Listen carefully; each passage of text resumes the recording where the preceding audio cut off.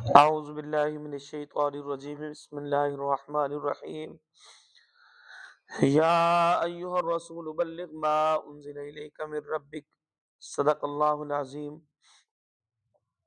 قرآن کریم میں اللہ کریم نے رسول اللہ صلی اللہ علیہ وآلہ وسلم پر جو احکامات نازل فرمائے ان میں سب سے بڑا حکم جو تھا وہ فرمایا یا ایہا الرسول بلغ ما انزل الیک من ربک، کہ میرے محبوب اٹھیے اور لوگوں کو اس بات کی تبلیغ کیجئے جو آپ پر ہم نے نازل فرمائی۔ کیا تبلیغ کیجئے؟ رسول اللہ صلی اللہ علیہ وسلم نے جب اعلان نبوت کیا تو اعلان نبوت کے بعد حضرت خدیجہ الکبریٰ رضی اللہ تعالیٰ عنہ عورتوں میں سب سے پہلے اسلام لائی، مردوں میں سب سے پہلے سیدنا حضرت ابوبکر صدیق رضی اللہ تعالیٰ اسلام لائے، اور بچوں میں سب سے پہلے حضرت علی رضی اللہ تعالیٰ عنہ نے اسلام قبول فرمایا۔ رسول اللہ صلی اللہ علیہ وآلہ وسلم کی یہ تعلیم اور یہ تربیت تھی کہ جو رسول اللہ صلی اللہ علیہ وآلہ وسلم کی بات سنتا وہ ایک دفعہ سوچنے پہ مجبور ہو جاتا کہ محمد الرسول اللہ صلی اللہ علیہ وسلم نے کون سی بات ارشاد فرمائی ہے، اور اس پر غور بھی کرتا۔ تعصب بھی حد سے زیادہ تھا کہ لوگوں نے جب رسول اللہ صلی اللہ علیہ وسلم کی زبان مبارک سے یہ الفاظ سنے کہ قولوا لا الہ الا اللہ، جب رسول اللہ صلی اللہ علیہ وسلم نے صفا کی چوٹی پہ چڑھ کے اعلان کیا نا کہ لوگوں مجھے بتاؤ کہ میں نے آج تک کبھی اتنا عرصہ آپ میں گزارا، کبھی مجھے آپ نے جھوٹ بولتے دیکھا؟ تو سارے مکے والوں نے یہ اعلان کیا کہ ہماری آنکھوں کا دیکھا جھوٹ ہو سکتا ہے لیکن آپ کی زبان مبارک سے نکلے ہوئے الفاظ جھوٹ نہیں ہو سکتے۔ تو نبی کریم صلی اللہ علیہ وسلم فرمایا کہ پھر میں اللہ کا سچا نبی ہوں، آپ میری بات کیوں نہیں مانتے کہ قولوا لا الہ الا اللہ؟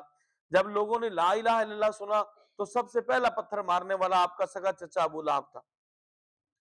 سب سے پہلا پتھر مارنے والا رسول اللہ صلی اللہ علیہ وسلم، جو زبانیں صادق اور امین کہنے والی تھی، جو رسول اللہ صلی اللہ علیہ وسلم کے گھر میں امانتیں رکھنے والے تھے، آج وہی لوگ مخالف ہو گئے۔ یہ قرآن کریم کا پہلا پیغام تھا، یا ایھا الرسول بلغ ما انزل الیک من ربک، میرے محبوب اٹھو، ان لوگوں کو دعوت تبلیغ دو، ان لوگوں کو بتاؤ کہ اللہ کون ہے۔ اور جب ان کے سامنے یہ لا الہ الا اللہ کی دعوت آئی لوگ مخالف ہو گئے، لوگوں نے رسول اللہ صلی اللہ علیہ وسلم کے راستے میں کانٹے بچھانے شروع کر دیے، نبی پاک صلی اللہ علیہ وآلہ وسلم کے جسد معصوم پہ پتھر برسانے شروع کیے، نبی کریم صلی اللہ علیہ وآلہ وسلم کے جسد معصوم کو زخمی فرمایا۔ رسول اللہ صلی اللہ علیہ وآلہ وسلم کے اعلان نبوت کے بعد آپ کو مشرکین مکہ نے ہر قسم کی تکلیف دی، جو جس قدر تکلیف دے سکتا تھا اس نے کسر کوئی نہیں چھوڑی۔ کبھی رسول اللہ صلی اللہ علیہ وسلم کے راستے میں کانٹے بچھا دیتے، کبھی نبی کریم صلی اللہ علیہ وسلم حرم پاک میں موجود ہوتے تو آپ پہ اونٹ کی اوجری لا کے ڈال دی جاتی۔ کیا کہنا ان کا تھا کہ محمد صلی اللہ علیہ وآلہ وسلم لوگوں کو لا الہ الا اللہ کی بات کیوں کرتا ہے؟ ہمیں تو کلمے کا نہ کوئی احساس ہے نہ قدر و منزلت ہے نا ہمیں کلمے کی۔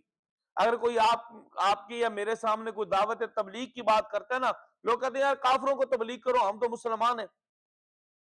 لیکن ہمیں پتہ ہی نہیں لا الہ الا اللہ پڑھنے کے بعد، محمد الرسول اللہ پڑھنے کے بعد میرے اور آپ پر کون سی ذمہ داری عائد ہوتی ہے۔ بس ہم زبانی کلامی پڑھتے ہیں لا الہ الا اللہ اور محمد الرسول اللہ۔ جب لا الہ الا اللہ کے معنی اور مقصد کو میں اور آپ سمجھنے لگ جائے نا کہ لوگوں اللہ کے سوا کوئی عبادت کے لائق نہیں، محمد صلی اللہ علیہ وسلم اللہ کے رسول ہیں، اور کلمے کا مقصد یہ ہے کہ لوگوں اللہ اور اس کے رسول صلی اللہ علیہ وسلم کے احکامات پر زندگی گزارو۔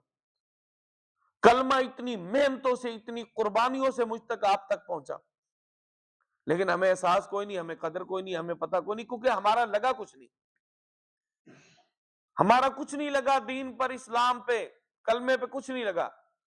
اس لیے ہم کلمے کے نام پہ مذاق اڑاتے ہیں، اسلام کا مذاق اڑاتے ہیں، رسول اللہ صلی اللہ علیہ وسلم کے احکامات کو تو ہم سمجھتے کچھ نہیں۔ رسم و رواج ہوں تو ہندوؤں کے ہوں، رسم و رواج ہوں تو سکھوں کے ہوں، لباس ہمارا انگریزوں جیسا ہے، بال ہمارے عیسائیوں جیسے ہیں۔ کون سے ایسا طریقہ میرے اندر آپ کے اندر ہے جو پاک محمد الرسول اللہ صلی اللہ علیہ وآلہ وسلم کے قوانین اور طریقے کے مطابق؟ جب تک ہم رسول اللہ صلی اللہ علیہ وسلم کی اتباع اور فرما برداری میں زندگی نہیں گزاریں گے، میں اور آپ کبھی سچے مسلمان نہیں بن سکتے۔ سچے مسلمان ہونے کا ثبوت دیں۔ لا الہ الا اللہ محمد رسول اللہ کلمہ پڑھنے کے بعد ہم پر یہ لازم ہو گیا ہے کہ ہم اللہ لا الہ الا اللہ، اللہ کے احکامات پر زندگی گزاریں گے۔ محمد الرسول اللہ، محمد صلی اللہ علیہ وآلہ وسلم سے محبت رکھنا بھی عین ایمان ہے، اور ان کے طریقے پر زندگی گزارنا وہ بھی عین ایمان ہے۔ اللہ تعالیٰ ہم سب کو عمل کی توفیق عطا فرمائے۔ وآخر دعوانا الحمدللہ رب العالمین۔